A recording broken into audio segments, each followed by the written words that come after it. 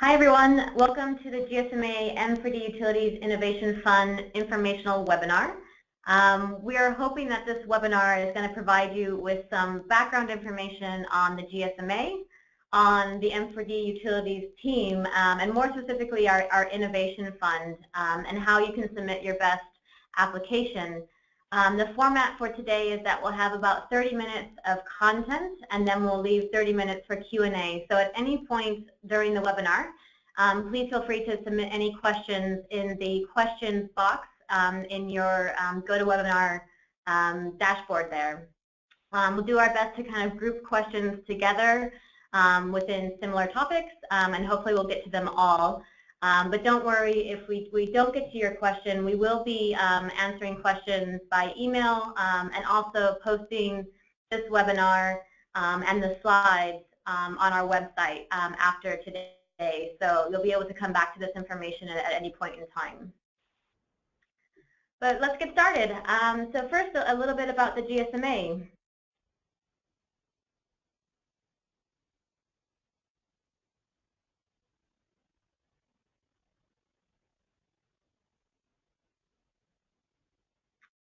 Great. So you can see here from this infographic, GSMA is a trade association for mobile network operators around the world. We were funded in 1987, and we now have 12 offices worldwide. We represent 800 mobile operators and over 300 companies in the broader mobile ecosystem. Many people know us from our events like Mobile World Congress, which is held annually in Barcelona, or our M360 series, which is held around the globe and now features an event in West Africa, East Africa, and India as well. We regularly engage with ministers of telecoms, regulating authorities, NGOs as well. The Mobile for Development Department is a dedicated global team within the GSMA. We bring together our mobile operator members with tech innovators, the development community, and governments to prove the power of mobile in emerging markets. And within Mobile for Development, we have the M4D Utilities team, and I can tell you a little bit more about us.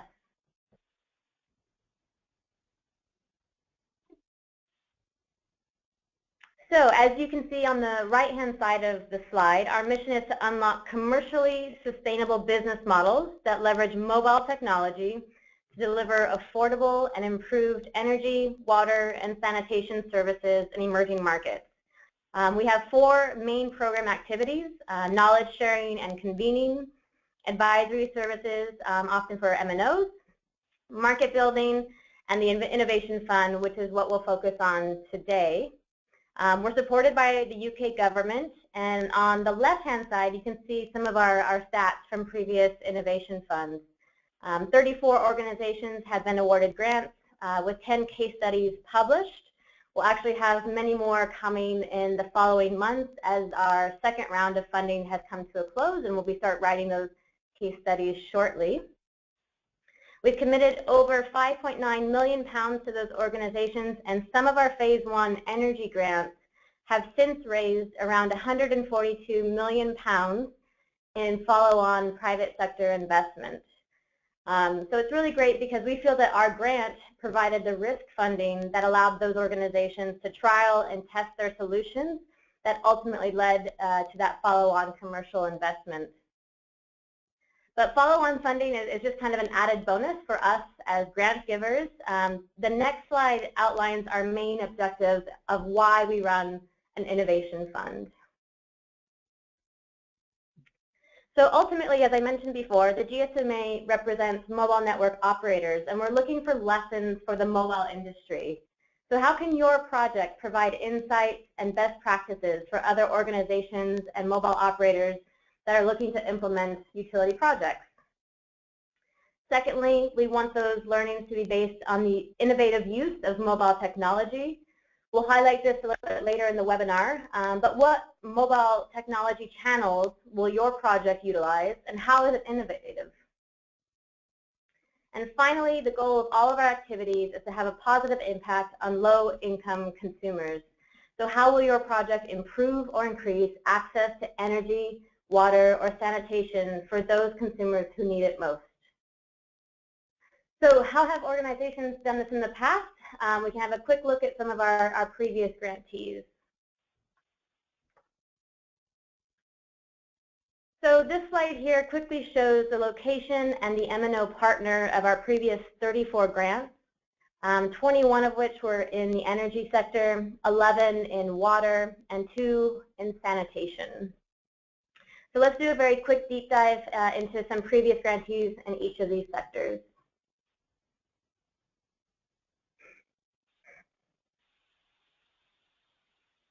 Great. So first we have Lumos, which was in Nigeria, and they had a very strong partnership with MTN to provide pay-as-you-go solar home systems. The pay-go model was enabled by the use of airtime credit and GSM-based machine-to-machine connectivity to remotely control and monitor the solar home system usage, billing, and performance. Secondly, we awarded a seed grant to Portland State University to install GSM-enabled sensors for monitoring hand pumps to improve water services in Rwanda. Through their grant, they found that the GSM sensor-driven maintenance significantly increased the average hand pump functionality and reduced repair time compared to traditional non-mobile maintenance models. And finally, we have Sanergy, which is also using mobile sensors for improved efficiency in waste collection in Kenya. They're one of our round 2 grantees, and so they're coming to a close in the next couple of months, and we'll have some more results that will be published in their case study soon.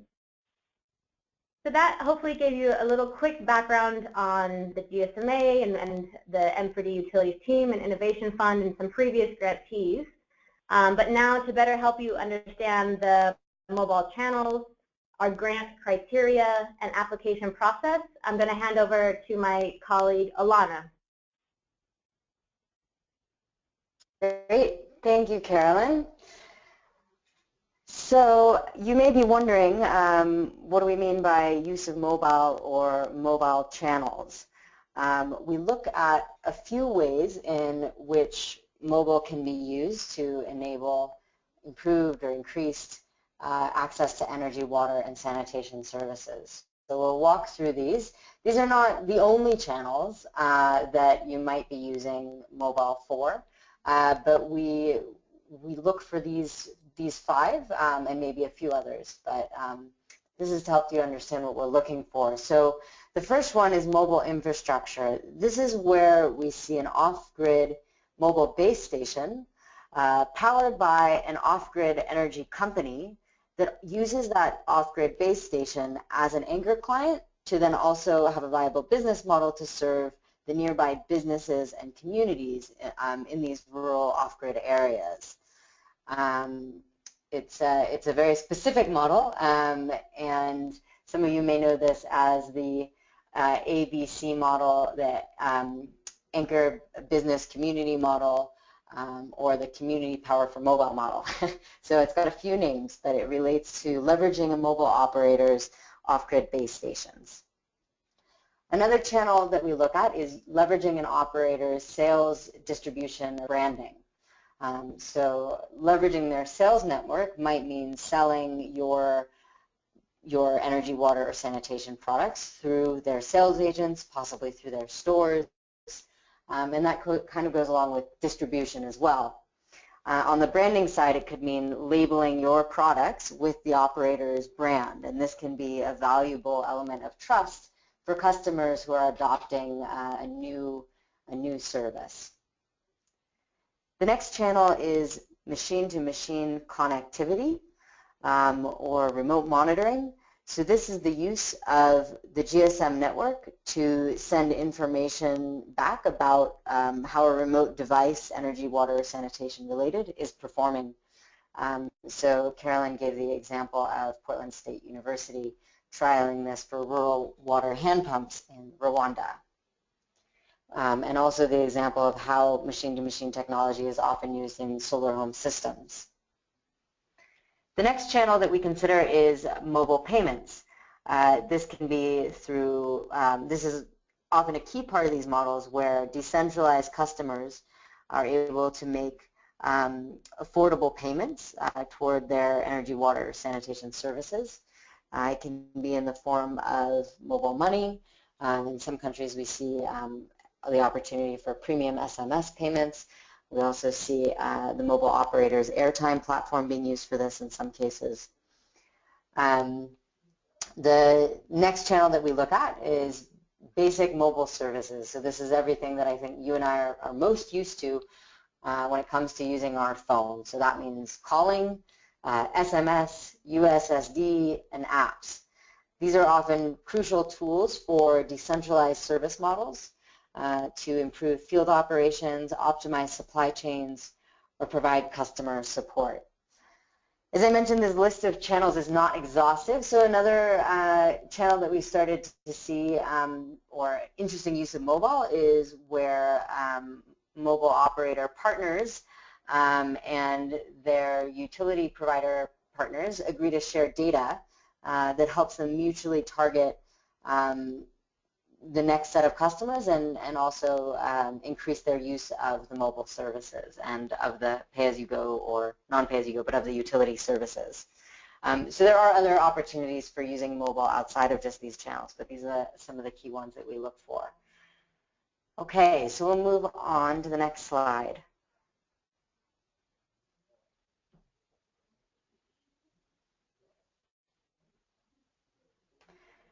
So now to cover some of the criteria for being eligible for these grants.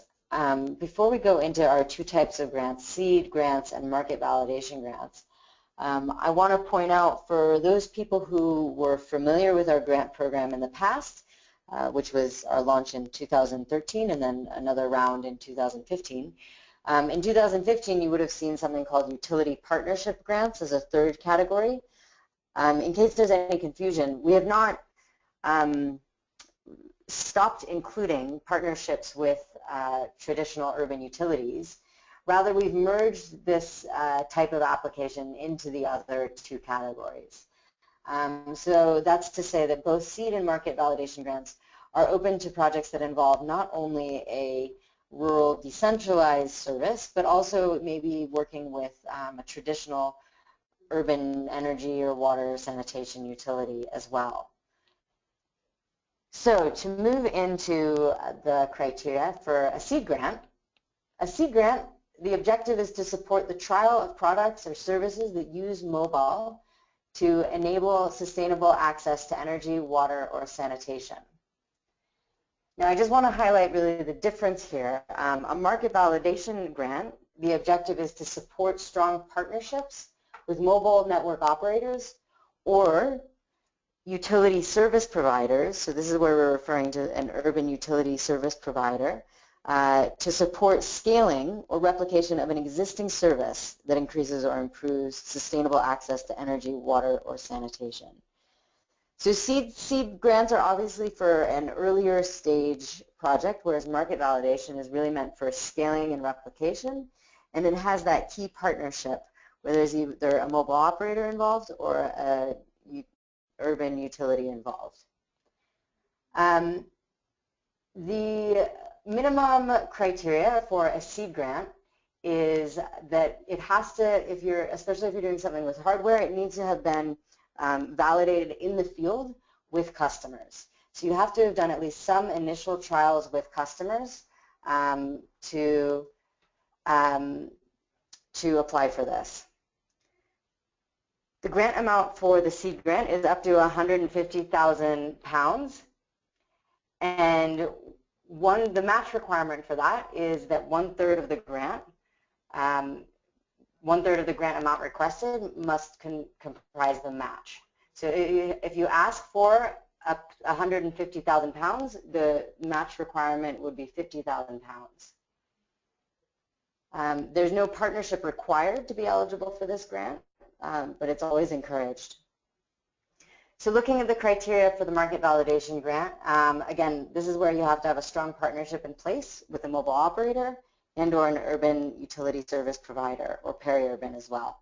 And this has to be supported by contracts or memoranda of understanding between the partners so that we see that there is proof of a strong partnership. The total grant amount is up to £300,000, and the match requirement is equal. So if you request the full amount of £300,000, you need to also provide £300,000 in match. And we'll talk about that match a little bit, but just so you know now that, well, actually, let's wait until we get to that stage to talk about it. There is the partnership requirement in this one. And then finally, just a few things to point out that are common to both requirements. The mobile technology is, of course, a significant element of what we're looking for. It has to be a significant element of the service delivery. Regulatory clearances, if required, are very important. So, for example, if you're providing prepaid access for the first time, it needs to be clear that this is something that is allowable in your market. The hardware and software vendors need to already be selected for your project. The project also needs to target underserved or low-income consumers. Great, so I think we can move on to the next slide.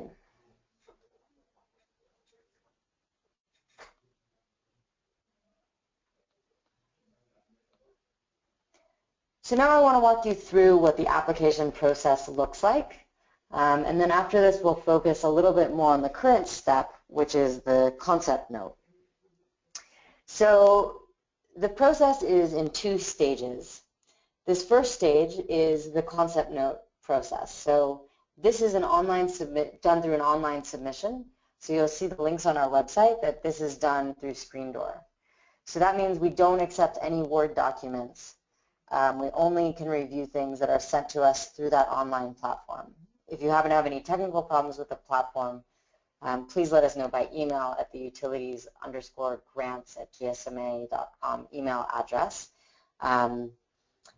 And don't leave it to the last minute in case you do have any problems. All concept notes will be reviewed by ourselves as well as our third-party fund manager, which is Coffee International.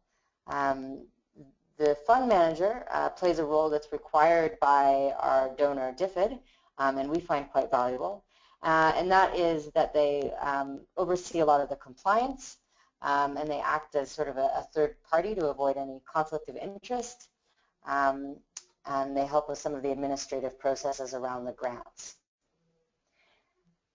The concept note deadline is April 16th, 2017. So that is coming up soon.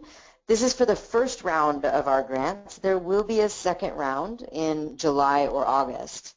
It is usually a good idea to try to apply in the first round if possible.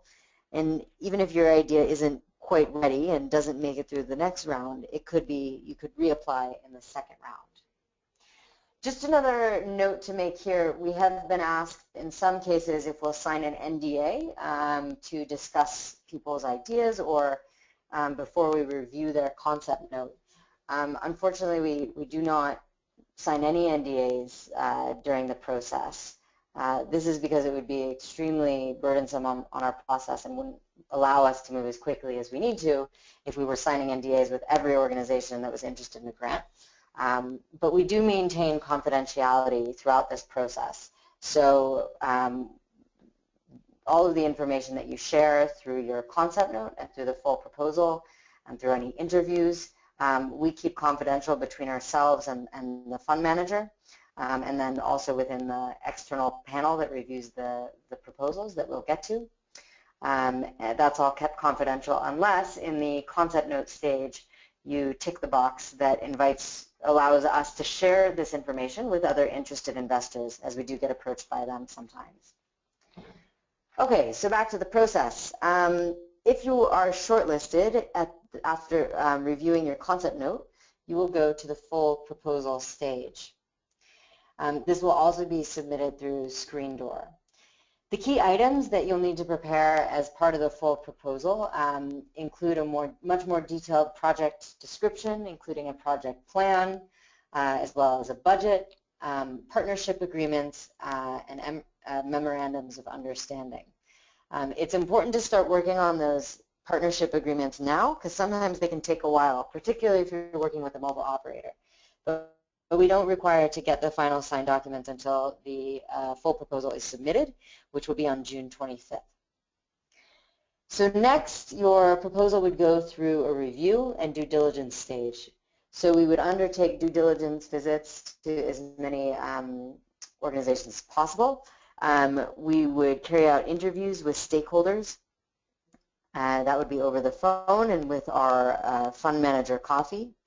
And this would all take place between May 29th and June 30th.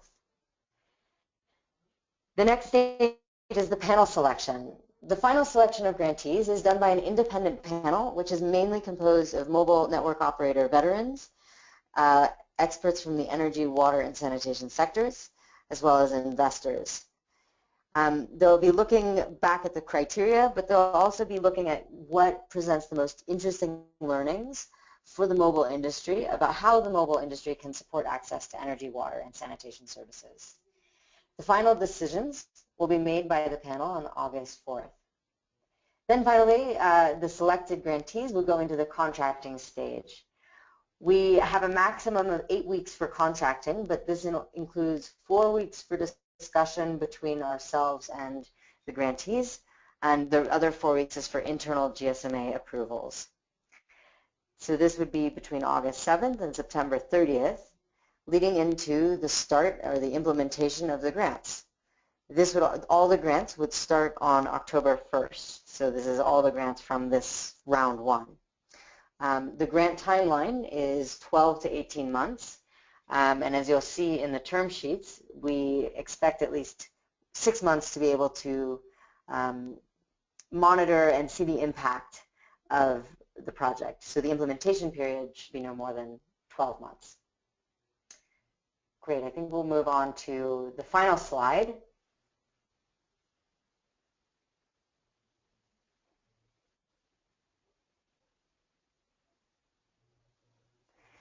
What to include in your concept note. So the concept note has specific questions that are in the screen door platform. And again, we suggest you review those as soon as possible. But here's some key pointers for what we'll be looking at when we review the concept note as a whole. So it's very important to make sure these things come out clearly. The mobile component. Again, we're the Mobile Industry Association, so we really need to understand clearly what is the use of mobile and why it's essential to the business model and what the learnings from the grant would be for the mobile industry. Secondly, we look for the theory of change that comes through in your concept note. So this is really understanding how the use of mobile and the business model really leads to improved access or service among the underserved. So for example, if you were proposing to send people water and sanitation and hygiene information via SMS, it would be important to fully walk us through how that information actually results in their improved access to water, sanitation, and hygiene solutions. Project clarity, this goes a little bit with the theory of change as well. But really, I think it's also understanding, how is this different than what you've already done and what you're already doing, and what specifically will the grant go towards? I think another way of thinking about this is also sort of the added value of the project to your business model. So we can really see where the grant will take you. Potential for scale. This is something that we like to see in seed as well as market validation, but it's obviously it's most important at the market validation stage. But even seed grants should have some indication of how your product or service has the potential for scale, the potential for impact at scale, I should say. Sustainability. This is very important that we understand that you do have a clear vision for financial sustainability beyond the life of the grant. So this might be through revenues from your customers, possibly it's through a government client that it will take on payment for the service once it's past proof of concept. But we do want to ensure that your proposed project has a method for financial sustainability beyond just our grant. The final one is project readiness. So we want to be really clear that we understand what state you're currently at and that you do reach our minimum criteria. So, for example, that you have done the field testing with some initial customers. And even if you have any learnings from those initial tests, that you make clear to us what those were and what you're doing as a result. So I think that's the most of what we wanted to present. I'm sure people have other questions, so we will start to move into question and answer. Maybe one question that we seem to have had already a few times, so I'll go ahead and answer it, is about our emphasis on things other than pay-as-you-go energy in East Africa. We do mention this in the FAQ document that's on the website, so again, I really encourage you to read through the FAQ document as well as the term sheets very carefully. But just to reiterate, the reason that we're looking for things other than, I would specify maybe other than pay-as-you-go solar home systems in East Africa, is that our grant has provided a lot of funds to these innovations in the past. And we feel it's been an area where there's been a lot of other investment, and we are looking to take our grant money, which is really to be used as risk money, to catalyze other innovations and other markets. So that's the reasoning for that. It does not, however, mean that those concepts are ineligible. It just means that they would have to provide a really strong argument as to why there was still something crucial for us to learn about the use of mobile. Great, so I think I'll open it back up to my colleagues Ariana and Carolyn, and we'll start looking at some of the questions you guys have asked us. Thank you, Alana, and please do carry on sending in your questions. The next 30 minutes are really going to be dedicated towards answering everyone's questions. Just to kick things off, we've had a couple questions come in about seed grant eligibility and what exactly qualifies as a viable product. One question specifically was whether we require a service that has already been tested and is now looking to introduce mobile, or whether this viable product has to be a mobile technology which is ready to deploy. To you, Carolyn?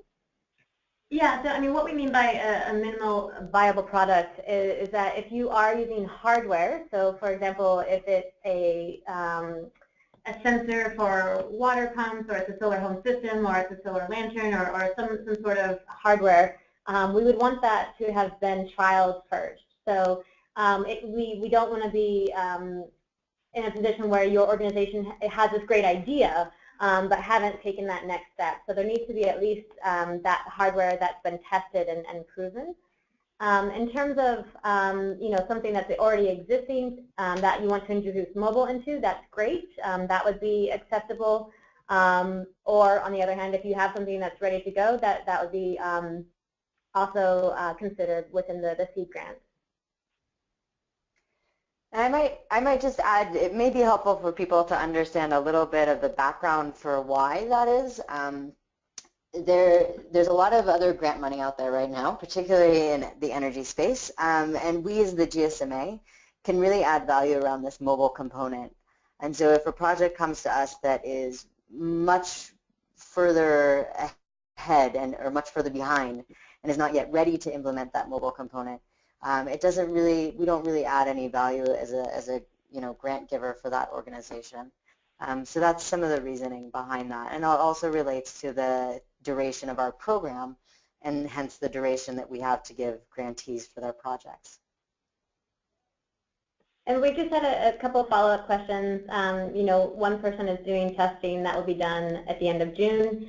I think that would definitely count, and if you had any learnings perhaps that you've already gathered from now until the time the concept note is due, then you could definitely share those. However, if you don't feel that you'll have those learnings that quite at that time, we are going to have a second round, which will be open later this year in August. So there would be a second chance to apply once you've gotten that data in and that field testing. There's another question around hardware. What do we mean by hardware? It's difficult to list all of them, but for example, we have a few grantees that are looking at community standpipes and trying to use kind of converting those into water ATMs. So the meter itself has to be able to read a card or a token that would then turn the water meter on or off. So that's a physical piece of hardware that needs to be designed, developed, and tested. So that's kind of what we mean by hardware, is a physical piece of technology that needs to be tested. Whereas on the other hand, we have some grantees that are only using software perhaps, or introducing a monitoring app or tablet that's going to monitor water sites. And so in that case, it's about developing the software to do that. Great, thank you, Carolyn. So moving from seed grant to market validation grant, we've had a question coming in asking us whether it would count as a market validation grant if a company has a product that is already implemented in one location and they're looking to scale to other locations or potentially other countries. To you, Ilana? Yes, this is exactly what we would be looking for in a market validation grant, is something that's being scaled or replicated. So that's great if it's already past proof of concept in one country at a smaller stage, and it's scaling or replicating either there or in another market. Great. Moving on, we have had a question that asks us whether if an applicant applies for a market validation grant, and we don't think this will qualify as a market validation grant, if they can be considered for a seed grant instead. Ilana? Yes, so I think the question is, if you assign yourself as the market validation category and we don't think you're quite ready for that, could you then be considered as a seed grant? The answer is yes. What I might suggest is you email your question to us at utilities_grants@gsma.com, and we can try to help you answer that question. Great, thank you. There's also the second round, which will be opening after the end of the first round to reapply potentially. On that note, we've had a question asking us whether there is a preference between the two rounds and whether it is more beneficial to apply earlier rather than later. Carolyn? Definitely no preference will be given. We'll go through the exact same process in round one as we do in round two. The only thing that would be changing is the amount of money that we will have left, but we are cognizant of how much we want to leave for that round two. So, if it comes to a case where you've asked for the full, 300,000, it might be the case that, we would encourage you to reassess that, but it really would be on a case-by-case basis once we get to that point in time. Fantastic, thank you very much. And still on that note, I've had a question asking whether applicants will be able to receive feedback if they don't pass the concept note stage. Ilana? We try to actually, in our response, give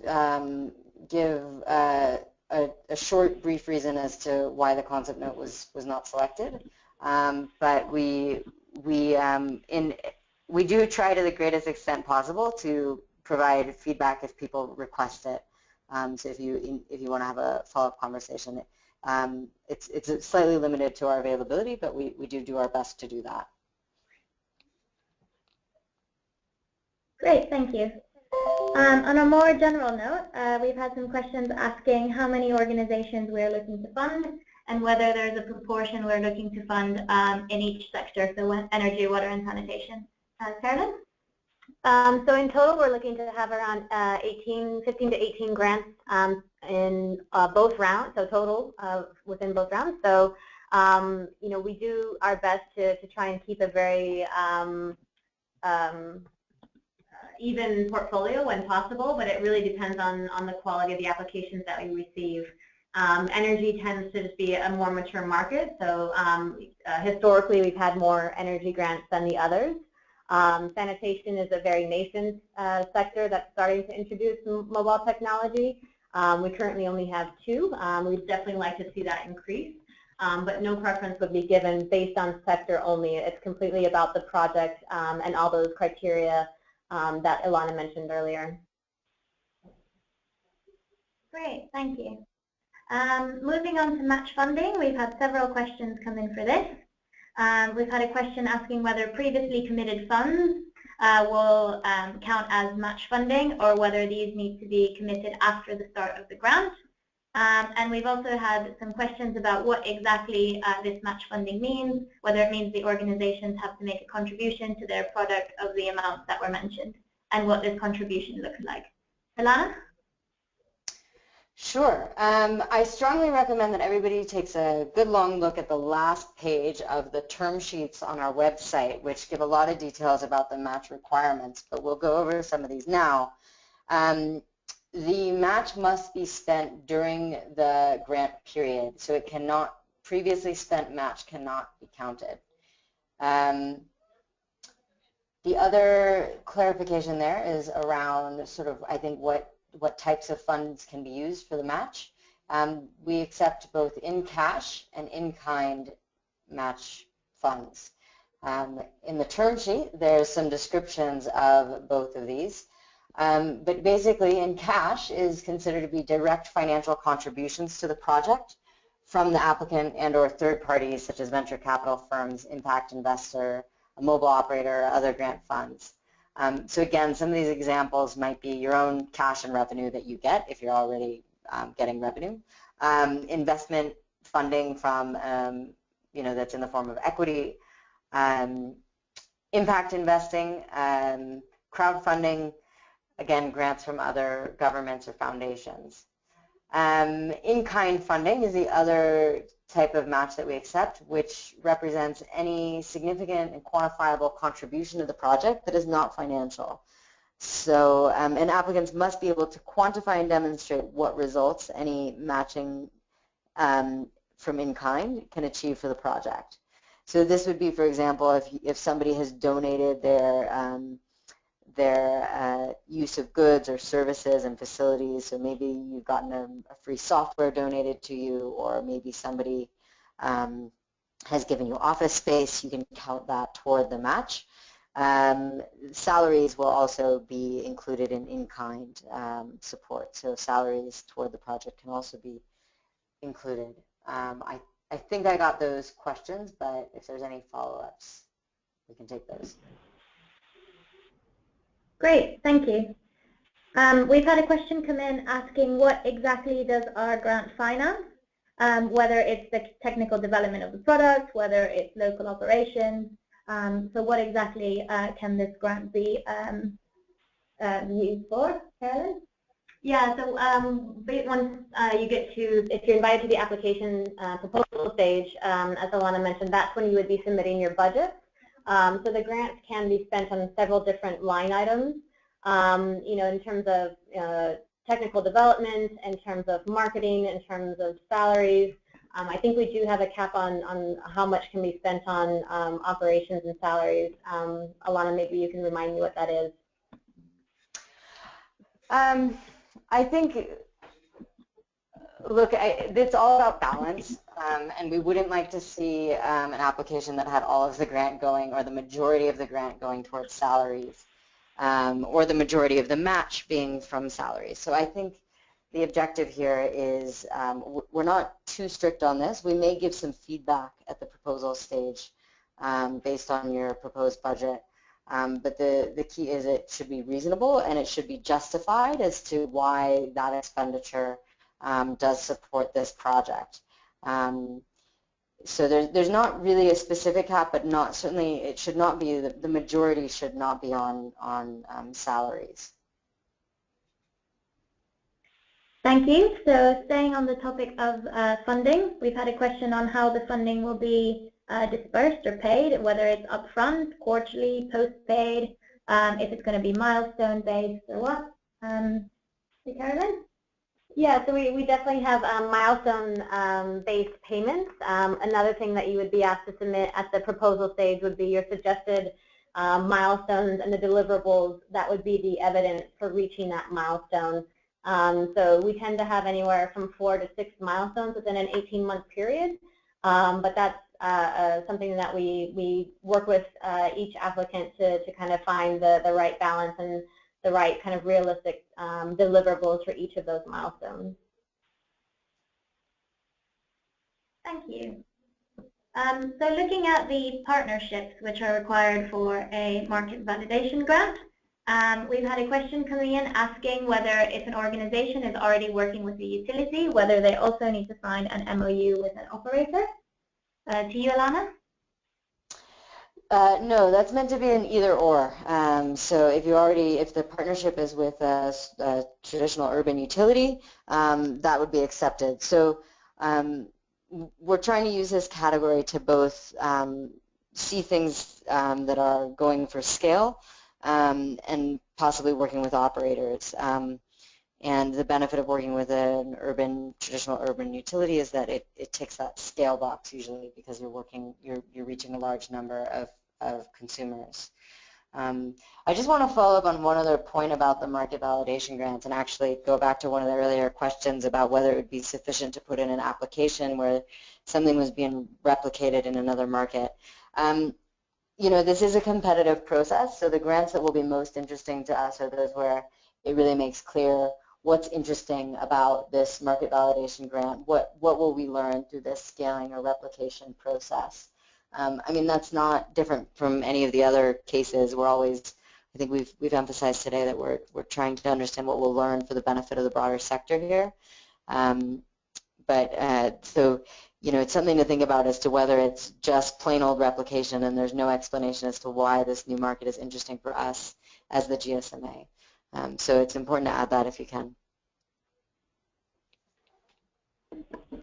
Thank you. On the point of our different mobile channels, we've had a couple questions coming in asking whether a single project can leverage a different series of multiple mobile channels, and whether in reviewing concept notes we have a preference towards any of these mobile channels that might increase or decrease the chance of an application being accepted. So Carolyn? Yeah, so we have, several grantees that use multiple channels. So you can use one of the channels or you can use several of them. Maybe you're accepting mobile payments and you're also using machine-to-machine connectivity to monitor a remote asset. And there's definitely no preference. As long as that component is a significant portion of your business model of why it works and why it's necessary, I think that's the key item, is to make sure that it consists of a majority of why this project needs to happen. Thank you. We've also had a question about the duration of the project and whether we would be able to fund a project that will go beyond the 18 months, but perhaps is broken down into phases. And so the concept note would cover one phase of this, but the project would carry on beyond the 18 months. To you, Ilana?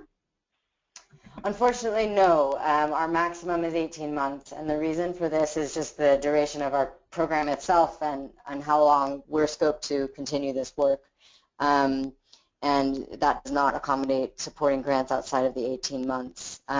Maybe a related question, or maybe this is also what you're asking. Sometimes we get asked if there's enough time to go from a seed grant and then come back and later apply for a market validation grant. Within this current batch of funding, that is not possible. So our program is currently scoped to go until 2020, and so that does not leave enough time to first have first have a seed grant and then go to a market validation grant. As some of our existing grantees are aware, past grantees from our 2013 round of funding and our 2015 round of funding are eligible to apply again if there's something else interesting they can do through the grant.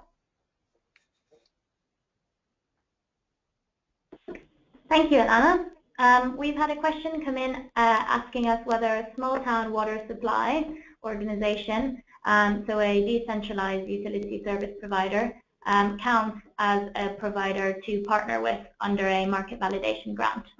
Back to you. Back to me on this one.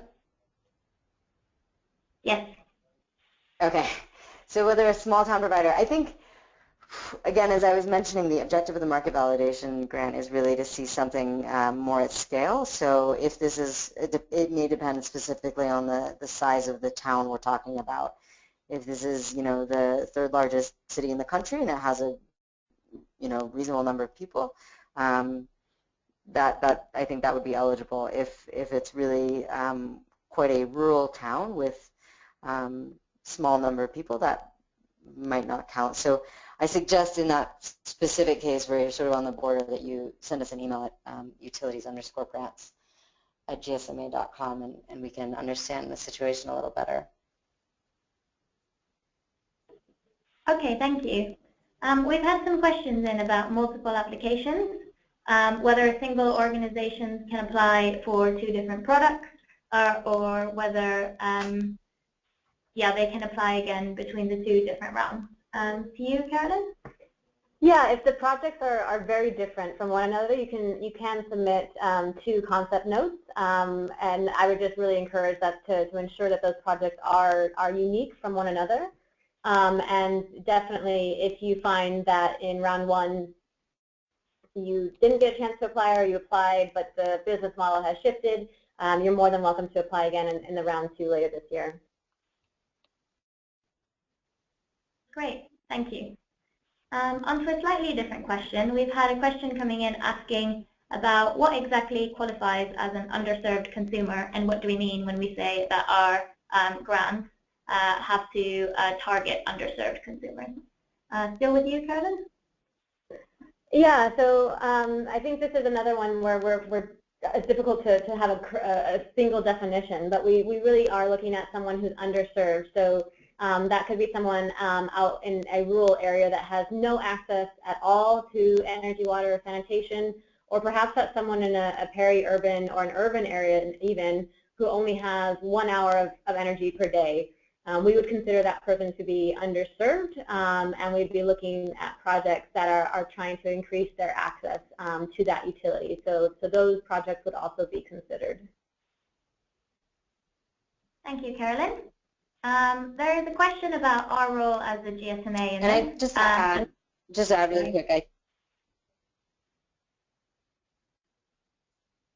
Go ahead, Ilana. Sorry, I was just going to add, Ariana.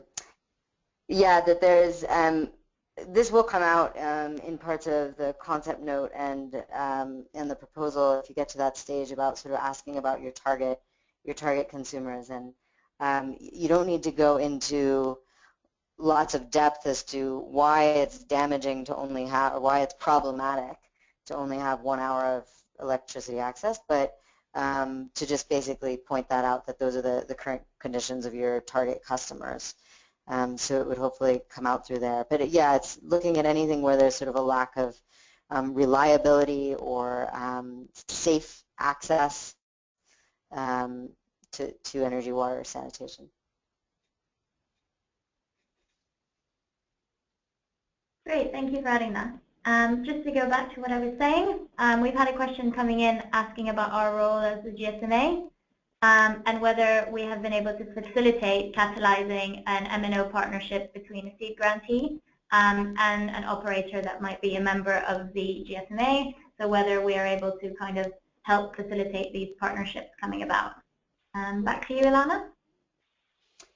Sure, we have in some cases been able to help partnerships, but I wouldn't overemphasize that our role is to guarantee a partnership. I wouldn't say at all that our role is to guarantee a partnership for all of our seed grantees.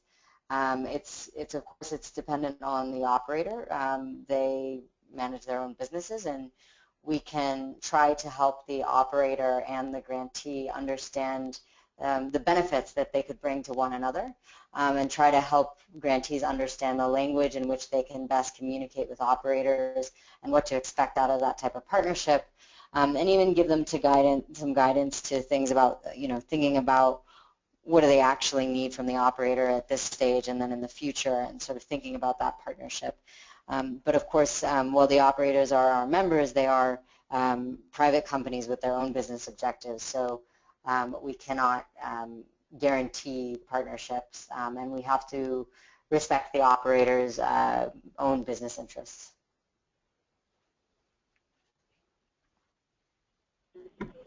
Thank you for that. We've had an interesting question coming in asking about these beneficial insights or these learnings that we're talking about looking for in the project, and whether we can provide an example of one of these might be from past projects. Carolyn? An example of our learnings.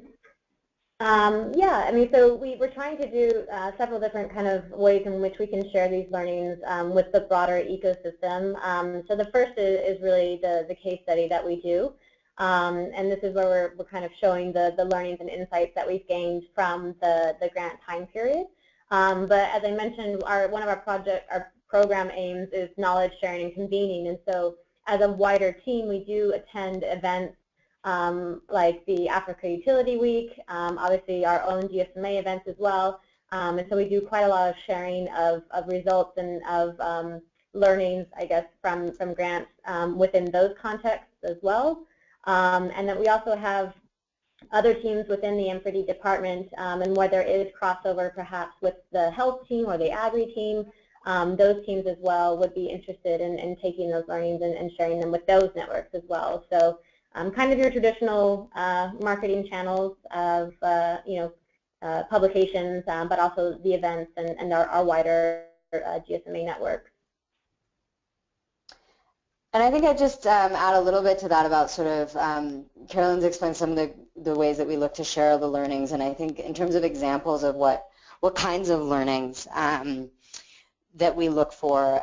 So there's, these grants, we're trying to get, I would say, two main things out of these grants, right? So one is insights about how mobile can enable access to energy, water, and sanitation, and then, and part of that is the benefits for the mobile industry, and part of that is the impact on the end users.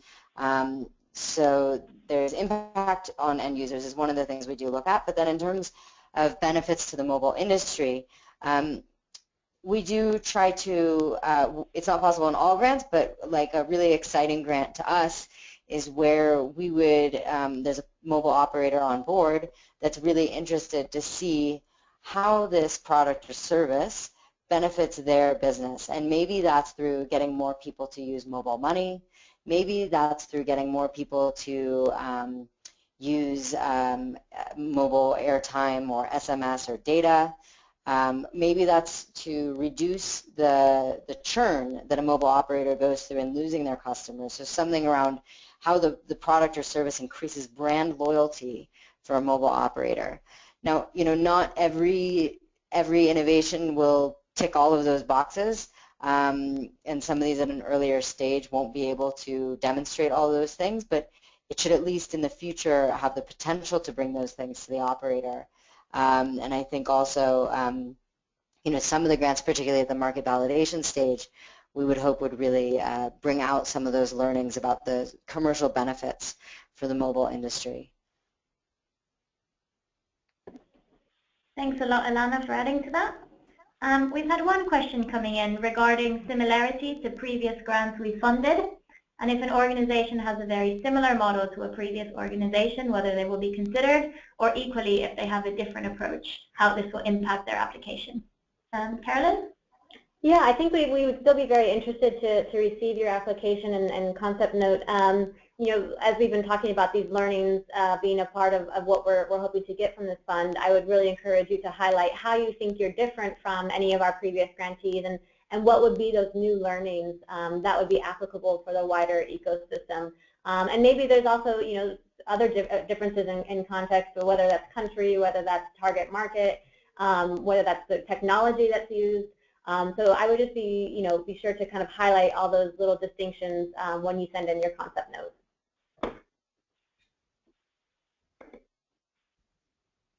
Okay, thank you very much. I hope at this point we have answered all, if not the majority, of the questions that have come in. And do remember to email us if you have any follow-up questions or any particular questions on your specific project. Over to you, Alana, to wrap it up. Yeah, I would just reiterate, start now. If you haven't read the term sheets in depth, please do read those now. Look at the FAQs, and then start to think about what you want to tell us in the concept note questions early and ahead of time. You probably won't receive a very good answer from us if you ask a question the day before the concept note is due, if it answers at all, as we'll be rather busy. So I think that's it, but we're really excited to have so many people on the line, and we appreciate you joining, and thank you for your time, and we look forward to receiving your concept notes. Great. Thanks, everyone. Have a wonderful day.